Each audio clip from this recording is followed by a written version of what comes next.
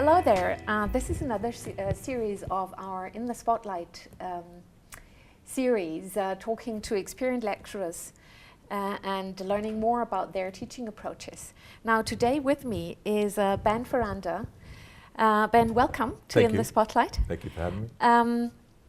How about starting with a short introduction? Could you tell us and the audience about yourself a bit? Yeah, sure. So I started teaching with the MCI about 4 years ago through some connections, which of course is the way the world operates anyway. So shared connections between you and I, but also the university. I think Walter Moriel was the first person I spoke to at the Aachen, gosh, 2011 or something. And we set it up for the year after. And my family and I came over here and just did a winter semester for a few weeks, which was great. Yeah. And when you say over here, you're originally from Australia. Sorry, yes, I should make that more abundantly clear. So yeah, based in Australia, have moved over here middle of 2016, and been teaching with the MCI for, I suppose it's 4 years or 4.5. I don't quite know how to calculate that, which is kind of, let's say, symptomatic of where my brain is at post-Christmas. And I think you've become such a regular that, time doesn't matter anymore. Yeah, I'm part of the furniture. Yes, and the family. And the family, yes, that's a much nicer way of describing it. And how long have you been in teaching altogether, Ben? So I did some teaching in Australia as well for a couple of years at a university on the Gold Coast called Southern Cross University, and moved more into the corporate environment thereafter. Going back to, I guess, more of an interest in commerce and business outside of teaching. Teaching is obviously a great environment to stimulate the next generation, to empower the next generation of leaders and thought leaders. And in addition to that, I think there's a benefit in being connected to industry. So I've always had a foot in both camps. And so part of my background is, of course, teaching. And a more significant part of it is training and coaching in large organisations, particularly IT, working with salespeople, leaders, executives, including coaching, communication skills, the kind of, let's say, the spectrum of soft skills you would expect in larger organisations with more progressive mindsets. So when you say soft skills and working with companies, is that your main subject? So communication, soft skills? Yeah, sales and coaching. Very much, I suppose, if you could pinpoint it to a topic area, I would like to say it's mindset.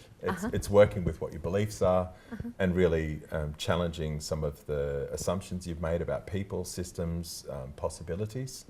And in addition to that, getting the best out of the people you work with, which is sometimes controversial because people might look at it as being able to squeeze a little more juice out of the orange.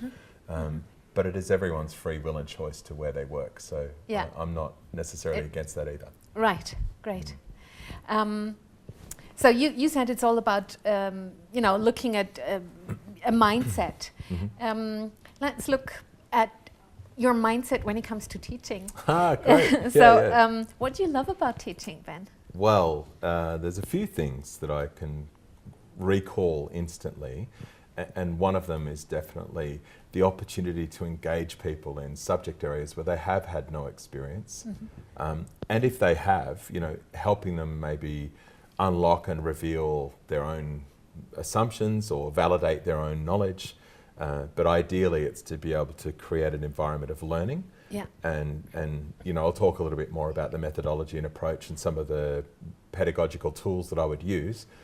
But in particular, it's to engage young people in a dialogue around sense making. I love your approach to student engagement here. If you had to very quickly, like off the cuff, come up with your first choice in terms of methodology when it comes to engaging students, what kind of task exercise comes to mind? Firstly, I start with a bit of self-deprecation. So one of my big beliefs is being vulnerable and authentic.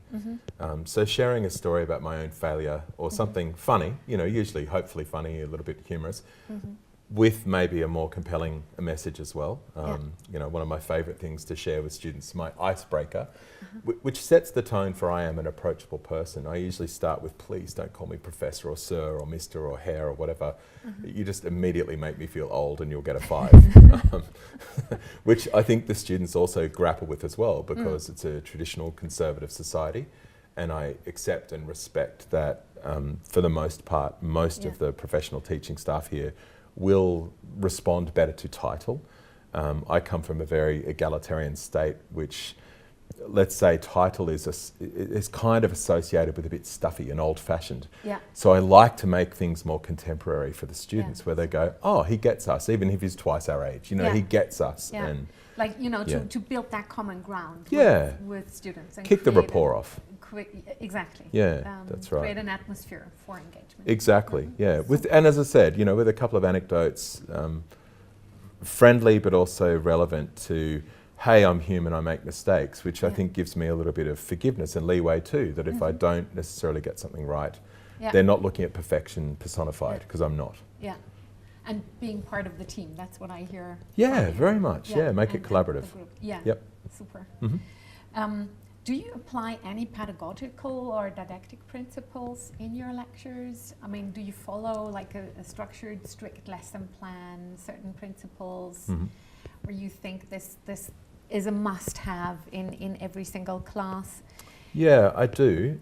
Depending on the subject, depends on what options are available. So I would say that you sort of, the foundation is some kind of rigor or concept or topic area which has been written about, that there's plenty of resources to be able to find materials, maybe thought leaders and different perspectives, because I am not the thought leader necessarily in the subjects that I teach, because if I was, I could only teach one subject. That would make me the thought leader. If that was my whole basis of research and life, then fair enough. Yeah. Interestingly, and I know I'm going a little tangential here, but most IT companies, which is the space I play in mostly, are actually talking about, say, software engineers having to become more generalist and less focused. And the reason why is because you need to have a more meta perspective of the moving parts of products, organizations, customers, markets, and so on. And I don't think teaching is too dissimilar. So the didactic and pedagogical tools that I would use would include access to, let's say, quality resources, real materials, because it can't just be fictitious. Yeah, with real, you mean real life? Yeah, or a Very Harvard much Business applicable. Review article or a case study based on something that's really happened, to help students really identify what that means and sense make from that abstract topic, is to give them a chance to talk about it as well. So I generally include an activity which includes, say, a reading, then a small group discussion, because, you know, a lot of Kolb's works around, and the pedagogical instruments of group work increases learning, and I guess this is kind of that 70-20-10 principle. You're bringing in the body of knowledge from other people, or you're creating more access to safety so people can get it wrong in a small group rather than being embarrassed in a large group or getting asked a question. And then rounding that off with a group discussion, so we get that more meta perspective from the different small groups. And then recognising, well, was there cognition? Does this make sense? You know, what would you do in this situation? And that sounds great. That's a perfect learning path, I would say. So you start off with the resources, and then you create engaging tasks around that are very much collaborative. And then you share in the larger group again. I get a lot of feedback from students, say ad hoc, saying this is the first class where the professors listened to us, or where we got to talk. And I don't say that to in some way insinuate that there's something better or worse about the style of teaching, but perhaps it's a clue to the way they want to be taught, the way they want to learn. And that's what I see as kind of the gift, is that the feedback is correlating with something where maybe they do want to bring their impressions to the table, and even if they're wrong, whatever, experiment, prototype, get it wrong, it's okay. Yeah, super. I mean, you know, student feedback also helps us to learn more about or reflect on our personal teaching style. So I find that very important in any case. When you do those collaborative discussion sessions, would you walk around and facilitate group discussions, or do you do that at the very end when you, like, you know, share outcomes and results in the large group? It would depend on the context. However, if, say, the task is very daunting or foreign, or they've read something which is, let's say, a little bit more abstract or difficult to digest in one sitting, then I may go to the group individually at each table and just check in, you know, pulse check, and if they're still, I don't understand this. Or, but what does this mean? Or could we do this? Then I can at least answer those spot questions. Yeah, and so I do start them check off in. again. Yeah, that's right. And course correct if it's going way off course. Yeah. Ideally, then the roundup of the group discussion is that each table has had some nuggets that they've generated of their own. Yeah. Which gives them the chance to shine also in that environment, because that's part of our validation process. I think that we want to be perceived as being clever and working stuff out. Yeah. And so giving them the chance to shine. Yeah, super. Love that. Also in terms of, creating a sense of achievement in students, we all need that to sort of increase our knowledge and proceed as learners. So absolutely. Love that. I agree. Do you think that the role of teachers, lecturers will change over the next 5 to 10 years? You have worked in IT for quite a while. The books are full of implications the digital world might have also on teaching. What's your view on that? This is just my opinion, so it's not based on research. My anecdotal impression is that fundamentally teachers will have to become much more facilitator than teacher, because the knowledge is already out there most of the time. Yeah. I mean, students are just as empowered digitally as we are, if not more, because they're even more used to being able to, let's say, do research online than I was or you were in our school and university life.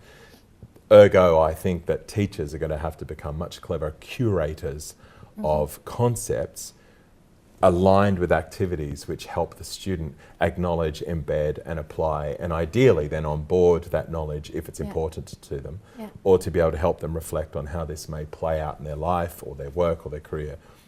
So my anecdotal view is that teachers will fundamentally become more facilitator, which means we can take some of the pressure off ourselves having to always be the thought leader, because I don't pretend to be.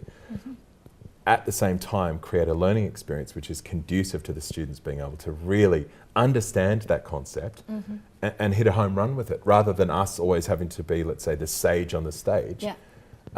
I or you could be that person who helped them unlock through some clever conversations, structured, organised, but also with a little bit of opportunity for freestyle. There's some things I don't know, and if a student brings me, say, knowledge on digital marketing that I didn't understand, I'm like, wow, didn't know it could do that, show me that.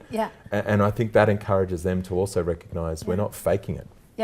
And like be part of the show as a student or the teaching. I'm totally up for their contributions. Peer teaching and super. It's impressive. Oh, sorry, can I add to that as well? So the other thing I've seen, so I've worked with Microsoft for a little over 7.5 years, and I do a lot of training with them. I've worked in 50 odd countries. I've worked in their headquarters in the US and their major offices around the world. In the last, say, 4 years, 50% of my business has gone to online. Wow, 50%? 50%, yeah. In fact, some years it's probably gone a little bit above that, but let's say there's probably a 50-50, maybe even 60-40 split of online versus offline. And when we're talking online teaching, Ben, are we talking synchronous sessions or asynchronous sessions? Or I don't understand what that means, sorry. Are you meeting through the use of conferencing software people live? Yes. In the digital space? Okay, or do you prepare exercises beforehand and then you meet both? So you mix both approaches and come up with a blended learning approach here? Yeah, so with the managers at Microsoft, for example, they're, let's say, working in a hectic environment, very intelligent people. They're not there to be given soft skills as babies. They really do get what they're doing, and their intellect is tier 1. So there's a fine line between, say, teaching and facilitating, because they don't want to be taught to at that level. They can read the book too. They can, let's say, Bing it if they're in Microsoft, or for the rest of us, Google it. And find out for themselves. But what we created was a lot of animations with voiceover works to help them realise, say, if they're giving feedback to an employee who has had a conduct issue or a performance issue, it's not always going to be top of mind of, oh yeah, when I'm giving feedback, it's a 3-stage process and I'm going to do this, because it's just not the way we operate. We operate at the economy of habit. And the habits that they've grown aren't necessarily serving them or the employee or the organization. So we created these apps which they can go, okay, I'm giving feedback. What's the main thing I need to remember? And in 2 minutes, they get a full meal of information, which is enough for them, or maybe it's not the full meal, but they get a course of information which gives them, say, the top 3 things that they would have to do in feedback.